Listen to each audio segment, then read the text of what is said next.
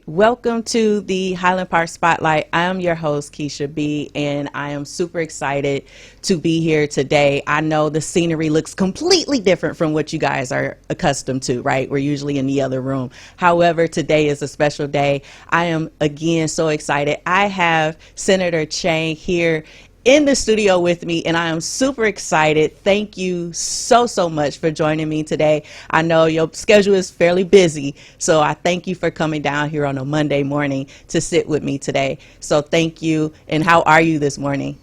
I'm doing pretty good. Thank you so much for having me. It's a beautiful day. It's going to be a good week. Feeling just grateful to be here. Awesome. So I know that there's a lot of things happening within the state of Michigan, right? But I want to just kind of do a little education for the listeners and those that may be viewing us, right? So there's 3 branches of government, okay? You have the legislative, those who make the laws. You have the executive, those who carry out the law. But then you also have the judicial, those who interpret the laws, right? So your role as a senator falls under the legislative branch, and some of our viewers may not understand exactly what that means. Okay, can you give a little insight as to what your role is as a senator? Yeah, so this is a great question, because I think sometimes people don't really know exactly what we do. Right. What does it mean to be a state senator? What does it mean to be a state representative? Basically what it means is that we're public servants. We get to help craft laws and vote on laws that deal with everything from roads to schools to education to the air that we breathe, the water that we drink. So many of the issues that people care about, state laws affect. And so we go to Lansing 3 days a week, and we actually go together, 38 senators, 110 representatives representing different districts all across our state to come together, and we actually get to vote on bills. As a lawmaker, I get to introduce bills to say, here is an idea for a law that I want to create. One of the things that's been amazing is, so I've been in the legislature for 8 years now, and have been able to get, laws passed around things like domestic violence and sexual assault. And right now I'm pushing, for a bill around clean air and, just water shutoffs, all of these different things. I get to listen to the people in my community and to find out what it is that people care about, what are the problems that they want me to help try to solve, and then I get to bring those ideas, turn them into bills, and then try to move them into becoming law. So it's an amazing job. It's a huge honor and a responsibility, and I'm so grateful to be able to do it. That's awesome. So how does that role differ from the House of Representatives seat? And I know that in some ways it may be similar, but how is it different, and then how is it similar? Yeah. So it's very similar in that, both House and Senate, you get to introduce bills, you represent a district, you still have the same responsibilities. The main difference is that in the Senate, our Senate districts are much larger. So something usually about 2.5 times bigger in terms of population. So we have larger districts, larger population of people that we represent. So for example, my district, Senate District 3, includes all of Highland Park, all of Hamtramck, a lot of Detroit, and then also Hazel Park, Madison Heights, the west side of Warren, and a few surrounding communities. So it's pretty big. And so my district actually overlaps with several different state representatives, all kind of like within the Senate district. So that's the main difference, is just literally the size. But it's amazing. I mean, we try to really work together. I try to be collaborative and working with some of the state representatives that overlap with my district to say, let's do this event together, let's have a coffee hour together, let's introduce bills together. So I try to be collaborative because, we're all serving a lot of the same people and just trying to make a difference for people. I did not notice that your district was that large. It's pretty big. It's great. I love it. Like amazing combination of communities, some amazing neighborhoods. I love it. It's definitely got a lot of communities that are very different from one another. But you know what? That's great, because then I get to hear from a lot of different voices, and try to, also help like link people up and find ways that people could work together. That's what I'm hoping I'll do. This district is a lot different than the former district that I had, which was basically all along the river. Okay. So I'm still learning, but also like have gotten to know a lot of folks in this new district, and really just working as hard as we can. That's great. So some may know, some may not, right? You talked about listening to the community, and people of the community can actually be involved in politics without necessarily running, Yes. right? So how can constituents get involved more? Yeah, so there's so many ways that people can get involved. So for me and my team, we love to host coffee hours. We have 2 coffee hours a month. Sometimes we also have an additional town hall. So for example, coming up in July, we're going to have a criminal justice forum. Earlier this year, we had a consumer protection town hall. So come to events. The coffee hours are a really great way for people to come and actually listen in on sort of updates on what we're working on, and then also to come with different ideas and suggestions. Okay. And so we have had really good turnout at our coffee hours this year so far, where people come and they have lots of great ideas and questions for us. And then also, feel free to reach out to my office anytime. If there's something that we can help with, or you have an idea or a question. We also are very happy to help, if people have, an issue with their DHHS benefits or unemployment, or are just trying to figure out something with state government and they're having trouble figuring it out. Just call us and maybe we can help, or at least point you in the right direction. So I'll give actually our district office number. It's 313-922-6949. That's our Detroit office number. And then also people can feel free to email us at senchang@senate.michigan.gov. We're also pretty active on social media, so people can definitely add comments or whatever on Facebook. During the pandemic, we did a lot of virtual events. Now, obviously, we're doing a lot more in person. But also feel, I know some people still feel more comfortable, using, online. So either way, reach out. And there's so many ways that people can be involved in sharing, like maybe you've got an idea for a bill, or maybe you've got an event in the community that you want us to come to and bring, our tenant landlord booklets or our senior services guides or whatever. We are just here to be of service, and we want to be as helpful as we can.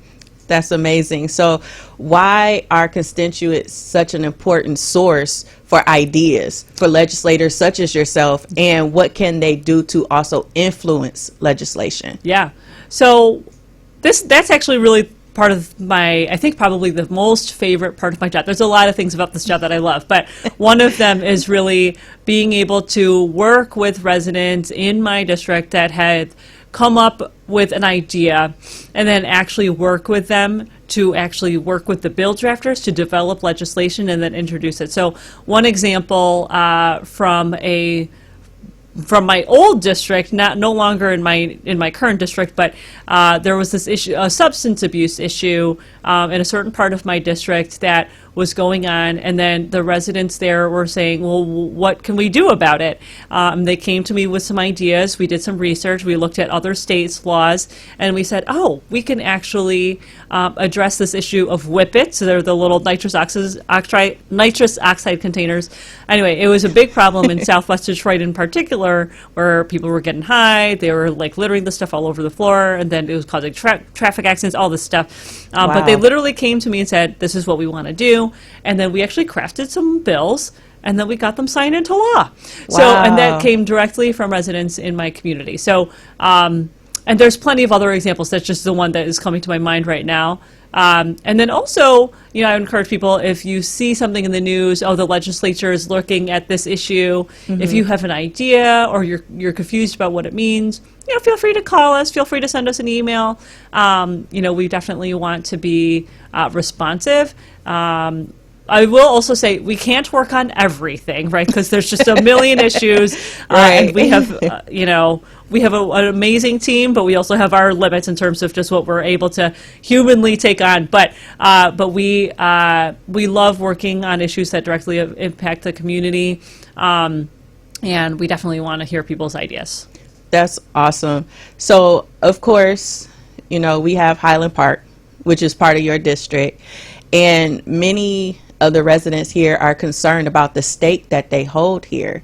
There's been a lot of issues that's come up, but there's small African American communities within the state of Michigan that facing a lot of the same issues, Yeah. right? What do you believe that each community could actually do to move forward in a positive way? For sure. That's a great point. So, Highland Park certainly has many challenges, but Highland Park is also not alone. As you point out, there are a lot of small communities across the state that are predominantly African American. In my old district, I think of Ecorse as an example, right? Is a downriver, very small community facing different but similar issues, right? Say kind of a similar history in terms of emergency management, financial distress, lots of different issues there. Trying to get more done in terms of economic development, as I know is an issue in Highland Park as well. I think that, I guess two things I would say. One is to not give up, right? And I know Highland Parkers are resilient and tough and really, really strong. So I know that Highland Parkers don't give up. But really, you've got a mayor that's working incredibly hard, a city council that, I think is doing the best they can with tough circumstances, and with a great leader. And I think that, folks are really trying to work to move the city forward. I also think that the state obviously can play a role. I think in a lot of different issues in Highland Park. I'm hopeful that we can try to do as much as we can to collaborate.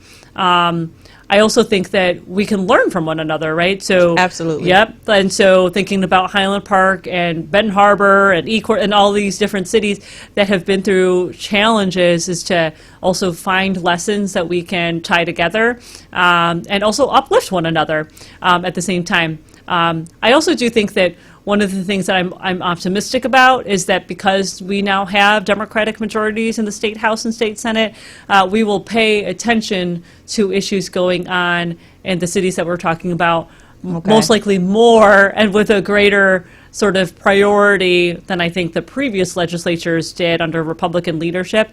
That's not to say that Republicans just don't care, but I do think that Democrats we tend to focus more on communities that are more vulnerable. We know that cities like Highland Park are really critical to just our whole state, really. Absolutely. And Highland Park has got such an amazing history. We've got to do whatever we can to really uplift it and first get through this water situation, but then also do as much as we can about everything else going on here. Okay. So you definitely hit on something about resilience here. There in Highland Park, ever since I've become a staple here as far as working, they've inspired me in a way that they have no idea.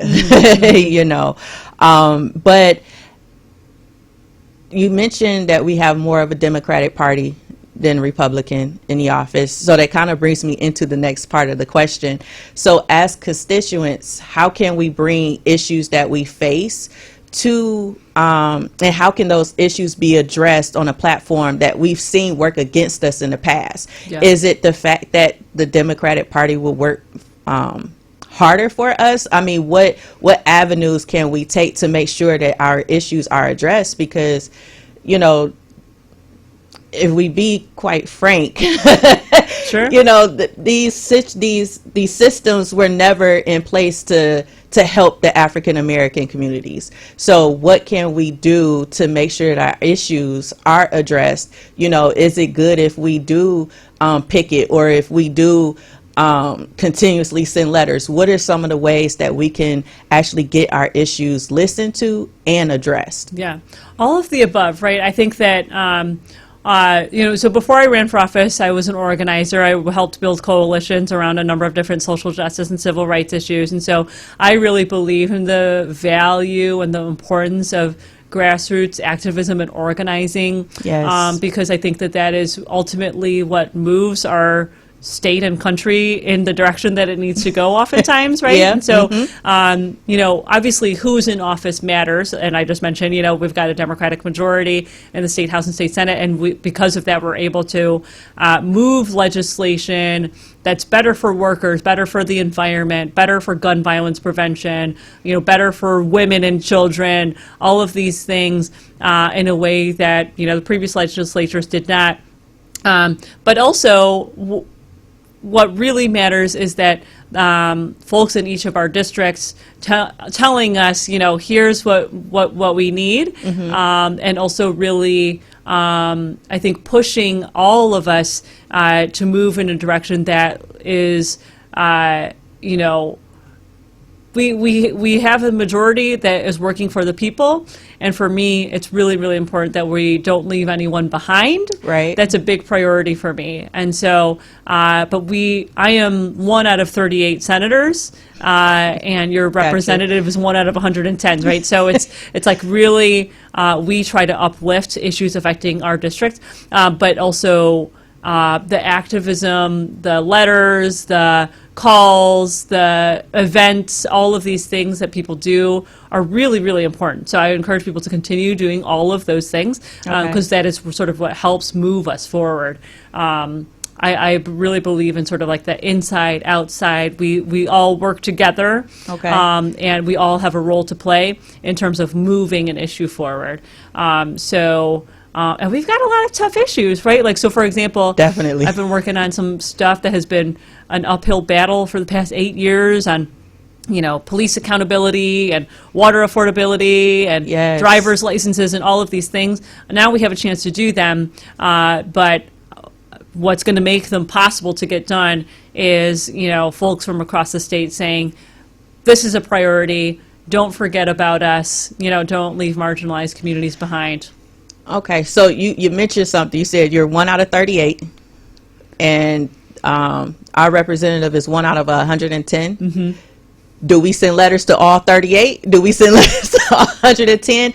What's the best way? Because I know that we can't just flood your office. Yeah. I know that we can't just we don't know if we send letters to the governor, if she's actually receiving them, if she's actually reading them, if her representatives are actually doing their position, but from just our interaction and seeing how the mayor works closely with you, I see that you listen, I see that you care, I see that you're always in the communities. But how can we make sure that everyone else is doing the same thing? Do we send out letters to all 38 senators? Do we send letters out to all House representatives? What's the best way? Because we really want to see a change, but we have to invoke that change. But like we mentioned earlier, the letters is good, but I just want to make sure somebody is getting them. Sure. What do we do? Yeah. So, obviously, I'm the senator that represents Highland Park now, and absolutely, it's a huge honor. I think that definitely contacting me. Sometimes, depending on what the issue is, it makes sense to contact, like the chair of the committee where a certain bill is going, or the leader, the Speaker of the House, or the majority leader in the Senate. Or certain members of a committee. So say, you're a resident and you've been watching a certain issue on education, and you want me to know about it, and so you let me know about it, but then you also want the chair of the education committee to know about it, right? Because that chair is going to determine what bills come up in that committee. So then reaching out to her as well, and then reaching out to the majority leader, or if you're in the House, the Speaker. So I think all of that is fair game. In terms of the governor, I know that she has some really excellent staff on her team, and she's really committed. So definitely continuing to send letters, continuing to go to events that she might be doing in the community as well. And also, continuing to really remind her and her office of things that you care about as well, because it's going to take all of us working together to solve problems. Absolutely. And so I'm a big believer in let's work together. Okay, sounds good to me. Well, we're gonna take our first commercial break. I thank you so much for joining me, Senator Chang, and I got some more topics I want to go into concerning Highland Park in general. But like I said, we're going to take a commercial break, and when we come back, you'll be joining me and Senator Chang right here on the Highland Park Spotlight.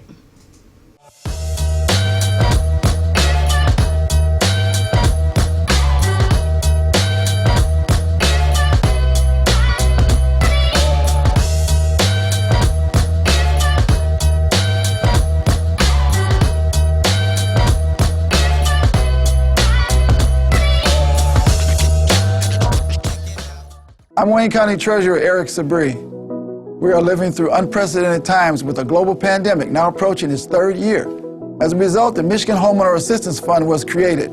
This fund, administered by the state of Michigan, is designed to help homeowners cope with pandemic-related hardships, such as delinquent property taxes. To see if you qualify, please visit.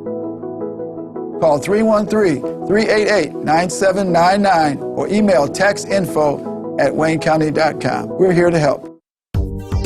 Have you ever wanted your own TV show? Have you dreamed of showcasing your talent for the world to see? Well, now you can.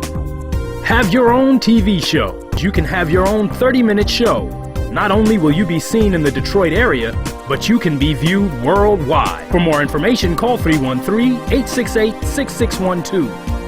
Visit our studios and receive a free TV interview to promote your business, church, or organization by appointment only. The Detroit Water and Sewerage Department is looking for motivated Detroiters to be a part of our team. We have opportunities for field services technicians, engineers, and customer service specialists with competitive pay and benefits. Make a real difference with the work you do every day. Join other Detroiters who are taking part protecting the pipes where we live, work, and play. Learn more and apply at detroitmi.gov/jobs. DWSD, working hard for you.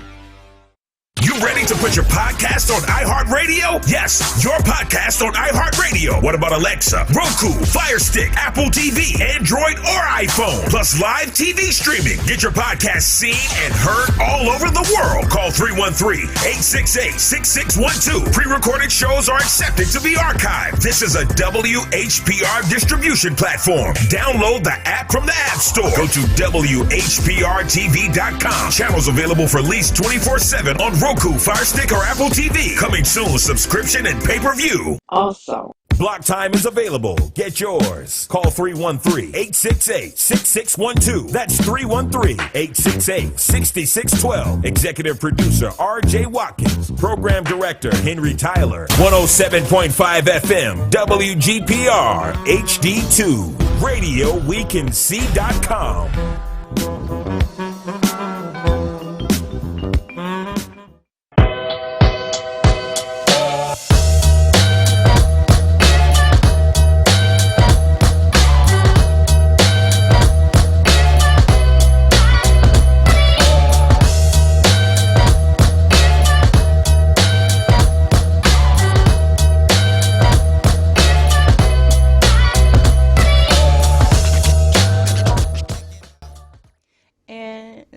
welcome back to the Highland Park Spotlight. I'm your host, Kisha B, and today, I know the background different. If you just now tuning in, you didn't get the memo at the beginning. So we're in a different section, but we're still in the studio, and today I have Senator Chang here with me, and it's been an amazing conversation, and I'm super excited to have her here. We've been going over some different things as far as the segments of government and what you could do to get involved in politics without having to run for office, and being able to reach out to her for any different ideas, issues that you may be facing. If you need help with unemployment, she says reach out to her office. She is here and she's ready to work for all her residents in her district. And so I'm so excited. Thank you so much, Senator Chang, for being here with me today. It has been amazing so far. And so of course, we got to talk about Highland Park again. So what are some of your top goals for supporting the city of Highland Park? Yeah, so it's a great question. Obviously the most important kind of immediate thing right now is the water situation. Amen. So that is sort of number one priority. And, first I want to say that, when the court decision came down, I'm losing track of time. I guess it must have been 2 months ago now. Yes. Right away, reached out to the mayor to kind of see what was going on, how can I help. Also reach out to the governor's office to say, this is a big concern. Absolutely. We got to make sure that this judgment does not get put on the backs of Highland Park residents. And, obviously there's a lot that people can debate about the history and all of that, and that's so important. And I know that there's so much there, right, in terms of the years, the decades of history, yes, in terms of yes. Highland Park's water. For me, obviously, I'm here now, right? So how do we move forward? How can we help? How do we make sure that that we have a good result? And in my mind, a good result means, that this judgment doesn't get put on the backs of Highland Park residents, that we get the infrastructure fixed. We still got a big one, right? We That's a got big so one. many lead lines still in Highland Park that needs to be replaced to come into compliance with the consent agreement. And then there's also, the issues of the meters that we Yes. need, and everything else when it comes to our infrastructure. And that all takes money. So I've definitely had a lot of conversations with, the chair of the Appropriations Committee in the Senate, who really is there with us. I believe that she cares about Highland Park, and I believe that she, is going to be a really strong ally. In having conversations with the governor's office, I also have continued to relay to them that I think it's really important that that the state play a role in all of this. So, yes. And in talking with Sylvia Santana, for example, she's another colleague in the Senate. She wants to help make sure that we have money in the budget to help with Highland Park's water situation. So that's kind of really number one priority right now. Now that there is this interim agreement with, paying down the $1 million and then ongoing negotiation, Yes. That's really positive because honestly, this is a really complicated thing, and we've got to make sure that everyone is able to get to like the best result possible through this mediation. So I feel hopeful, I'm an eternal optimist, right? So otherwise I wouldn't have run for office. So I believe that, there's a lot of folks who really care about Highland Park and who really want to make this right. And I'm going to keep pushing to say that, we got money right now. Let's use some of it to help with the lead lines or infrastructure issues Yes. or whatever it is that we can. Mm-hmm. So I'm going to keep pushing on that. So that's really number one for me is this because it's right here in front of us. Yeah, it's right now. Oh my gosh, yes. But ultimately, I also, have heard from folks about, issues with, okay, how do we make sure that the economic development, that Highland Park is given a chance to really thrive in terms of, its small businesses and making places, making it just a really good quality of life.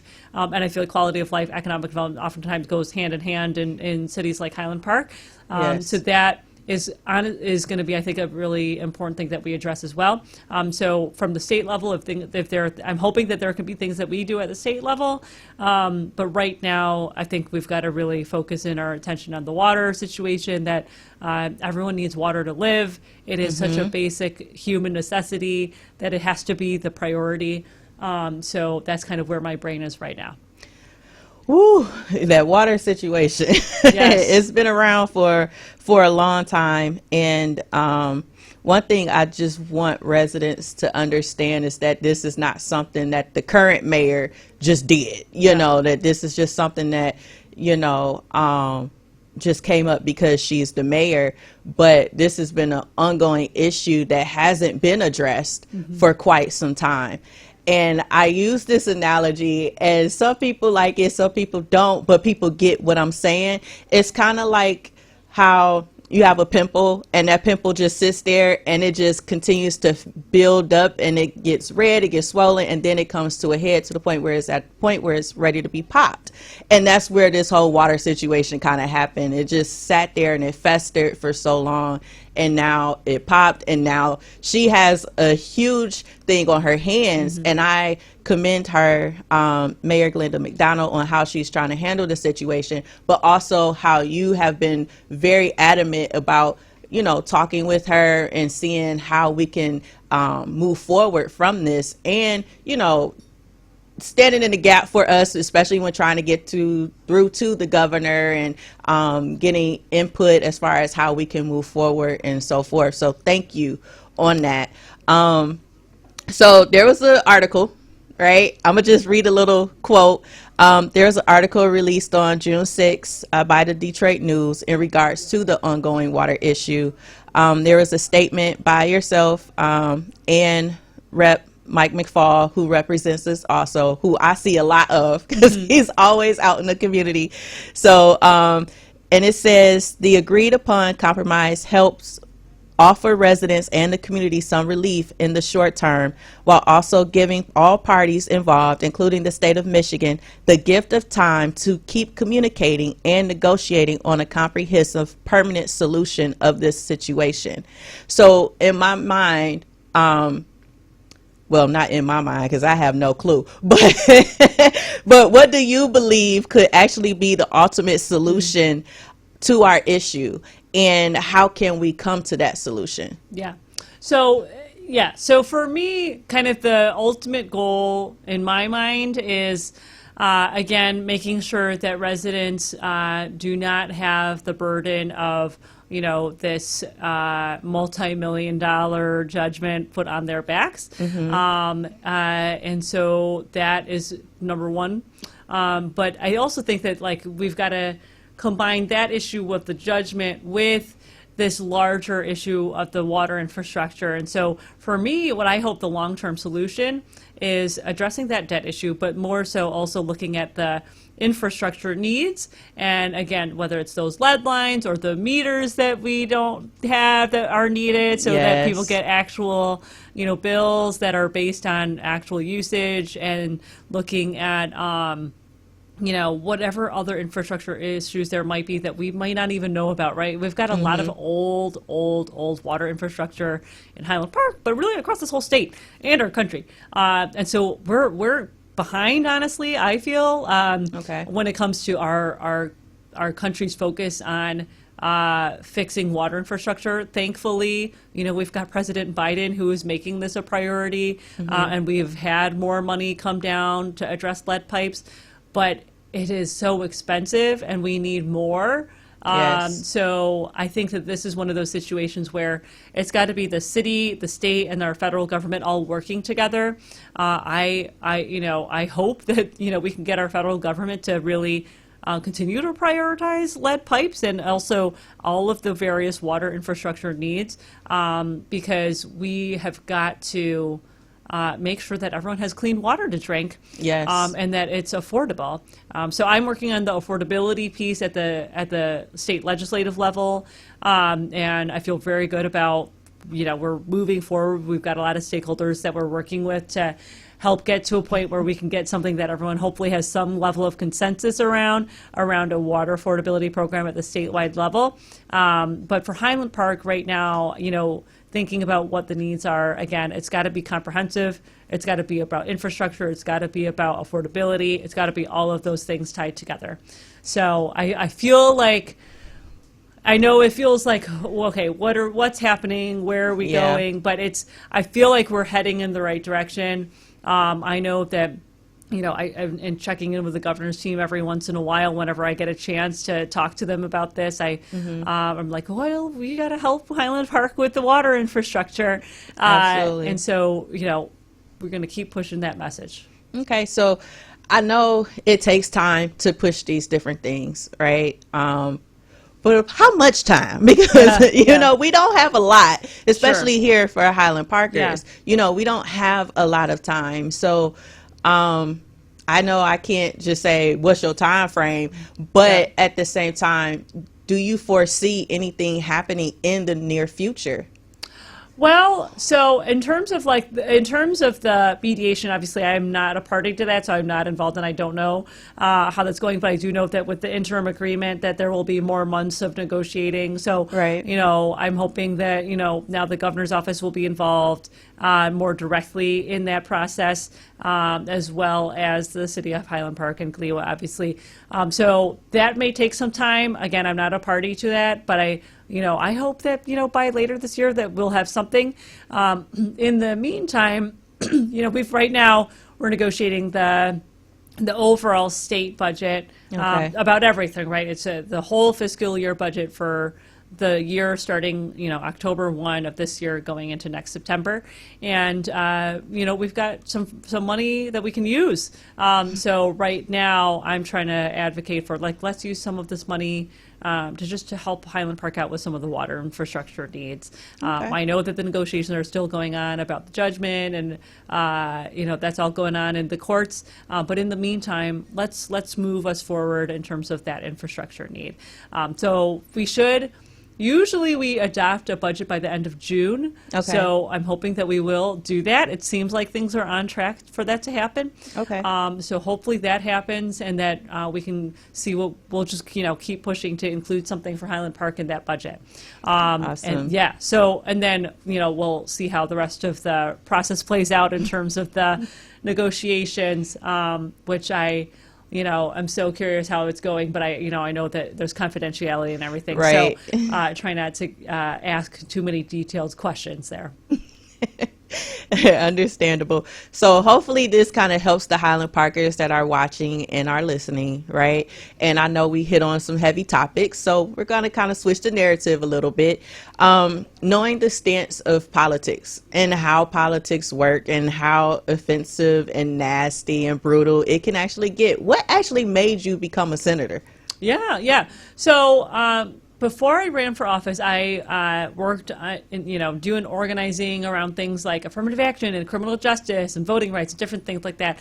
And then I got my social work degree and public policy degree. I was not going to run for office. I was going to, return back to, working for nonprofits, doing organizing. But what happened was that in 2013, my then state representative, Rashida Tlaib. She was my predecessor in the state house. She encouraged me to run because she was entering her last term in the state house. Okay. That was 2013, 2014. And so she asked me to consider running to fill her seat because she was going to be, termed out. And I will be honest, it really, I said no a few times because I was like, am I the right person? Do I have the right experience? Do I know enough about all the issues? I'm really glad that, I had a lot of conversations with folks over a course of 6 months that year to really ask, should I do this? And ultimately I realized, this is an amazing way to make a difference in a bigger way on stuff that I care about, on stuff that my community cares about.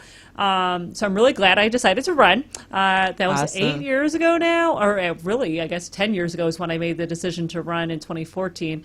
And it's been an amazing journey. So, and you're right that politics can definitely get kind of brutal. Yes. And I definitely think that I have learned a lot over the past 8 years of serving in office.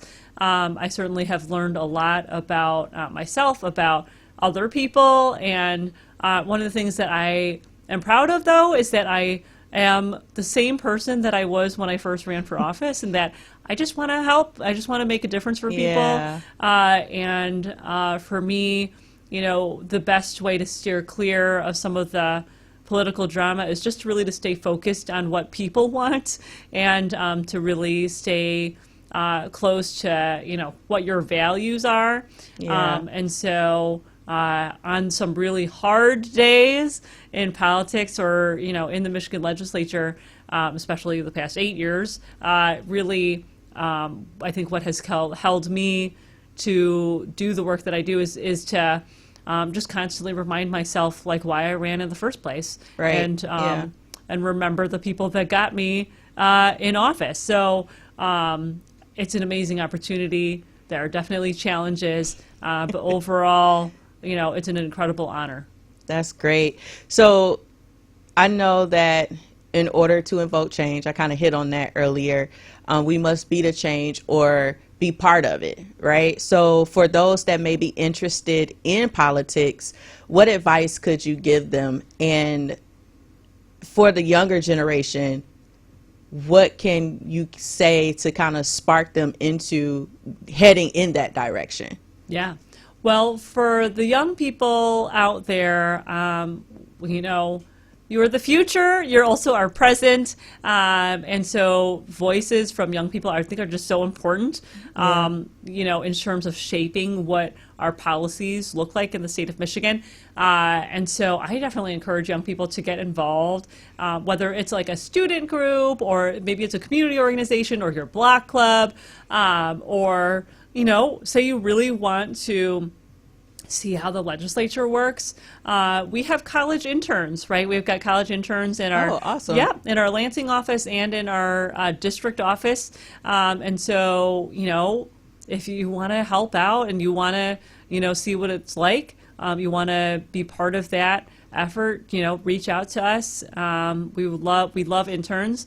And then also, I think for others who are thinking about, how do I get more involved, or maybe people who want to run for office in the future, definitely, being engaged, going to events, offering your ideas. And then also there's a lot of great training programs out there for learning how to run for office. So, for women, like there's Emily's List. In Michigan, there's the Great Lakes Political Academy. Wow. There's a lot of, and there's like a million more. There's so many training programs that are out there that are really great, that are a good way. Like if you just want to see, like you're still thinking about maybe running in the future, go to a training. And then afterwards say, is this something I want to do? And then also, just continue to be engaged in the community. Sometimes people ask me, well, what is the right path to being an elected official? And there isn't one right path, right? There are so many ways that people can be involved, and so many ways to, being on your own path of whatever it is that you're passionate about. I think it's important to just really follow, what it is that you care about, getting involved locally, and then going to a training or two, and then making that decision about, whether, and another thing I would note is I really believe in mentors. Ooh, that's a good one. Right? That's Mentors a good are one. so key. I know mentors have played a huge role in my life. I also try to mentor others. We actually have a program for young girls in our district called Girls Making Change. It's a Yes, because the mayor is speaking at that, isn't she? Yes, I believe so. Yes. So, Girls Making Change is a fellowship for high school girls of color, rising juniors and seniors, and so it's about leadership. And so, we've got to do more stuff like that. We've got to build this pipeline of folks who are going to be amazing public servants in the future, or serve in some way their community. Absolutely. So that's awesome. I'm real big on getting the young folks involved in different things, community activism, finding something that they're passionate about and running with that, and you answered a lot of the questions that I had as far as, how do they get more involved without actually necessarily running? How can they change legislator without actually being in the seat? So those answers actually helps the young folk actually move forward in, their decision making as far as, okay, do I want to kind of step into this? Do I not? So the training programs is a big one. Mentorship is a big one. And I definitely, like the fact that you have like some college interns in your office. So that's awesome. So is there anything you wish to say to those that may be viewing or listening to the show today? And then don't forget to give your contact information, because I want people to be able to reach out to you. There's a lot of people, especially here in Highland Park, who have ideas, who have concerns, but they're afraid that nobody is going to listen. And knowing that you're willing to listen, I want to make sure that I give whoever has an idea the chance to actually reach out to you. So Mike is yours. Thank Thank you. Yes, absolutely. Well, first of all, thanks again for having me on. This has been great. We have two offices. We've got an office in Lansing and an office in the district. So our Lansing office number is 517-373-7346, and then our district office number is 313-922-6949. Our email address is senschang, Chang, at senate.michigan.gov. And then we are on Facebook, Stephanie Chang, MI. And then on Twitter is Stephanie Lilly. And then on Instagram. And so there's lots of ways to reach us. We also are going to be opening up our new district office later this month, hopefully. Awesome. It's going to be in Hamtramck, so not too far away. Okay. Which is going to be great because our old office was on the Far East Side on Connor at the Samaritan Center. Yes.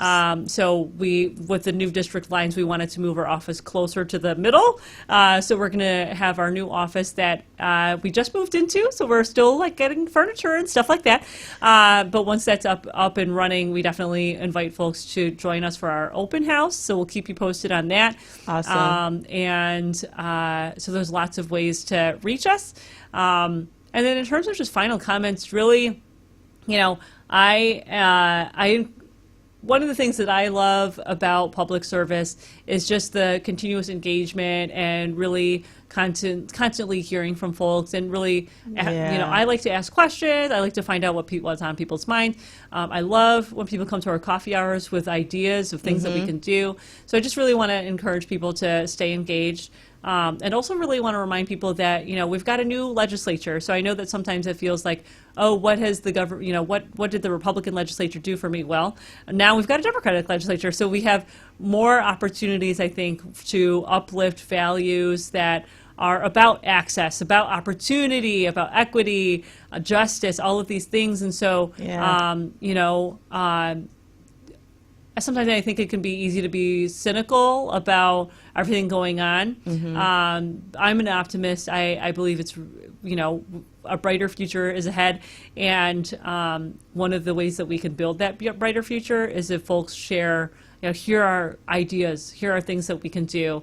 So I'm definitely, I know that Highland Park residents have lots of ideas and lots of great history to share. So really want to encourage people to stay engaged. Awesome. Again, thank you so much, Senator Chang, for being here with me today. You took time out your schedule to come down, so I greatly appreciate you. And before we close out the show, so the mayor, we did adapt the whole coffee and conversations idea. So just for our listeners and our watchers, Coffee and Conversations with Mayor McDonald will happen this Wednesday. Her first one is at 10 a.m. in the morning. And then the second one is at 5 p.m. at the Dunkin' Donuts, located right there on Woodward in Highland Park. On Friday, the 16th, is the Father's Day coffee. It's called Dapper Dads and Donuts. So it's going to be from 12 p.m. to 2 p.m. So please register. You can email info@highlandparkmi.gov. I had to make sure I got that right. So if you're interested in coming, please email info@highlandparkmi.gov for the Father's Day Dapper Dads and Donuts. And then also remember that on the 19th of June for Juneteenth, the City Hall will be closed. Thank you so much for tuning in to Highland Park Spotlight. I'm your host, Kisha B. Again, thank you so much, Senator Chang, for coming. I appreciate you. And I'm definitely going to send you the information for the upcoming events so that if you have time, you can swing through. Awesome. Thank you again. And thank you for all of those who are watching. And you'll catch me next time.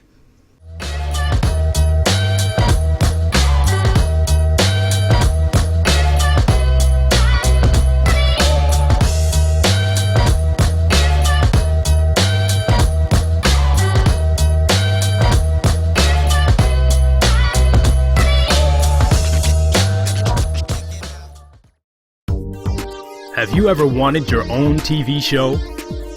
Have you dreamed of showcasing your talent for the world to see? Well, now you can.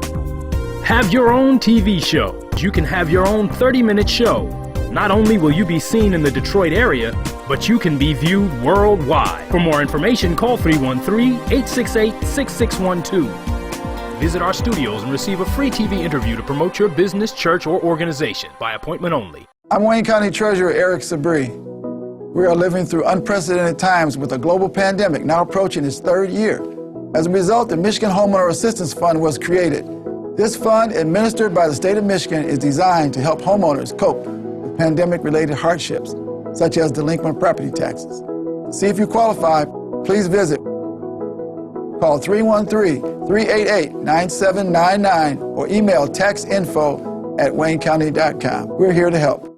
You ready to put your podcast on iHeartRadio? Yes, your podcast on iHeartRadio. What about Alexa, Roku, Fire Stick, Apple TV, Android, or iPhone? Plus live TV streaming. Get your podcast seen and heard all over the world. Call 313-868-6612. Pre-recorded shows are accepted to be archived. This is a WHPR distribution platform. Download the app from the App Store. Go to WHPRTV.com. Channels available for lease 24/7 on Roku, Fire Stick, or Apple TV. Coming soon with subscription and pay-per-view. Also, Block time is available. Get yours. Call 313-868-6612. That's 313-868-6612. Executive producer R.J. Watkins. Program director Henry Tyler. 107.5 FM WGPR HD2. RadioWeCanSee.com.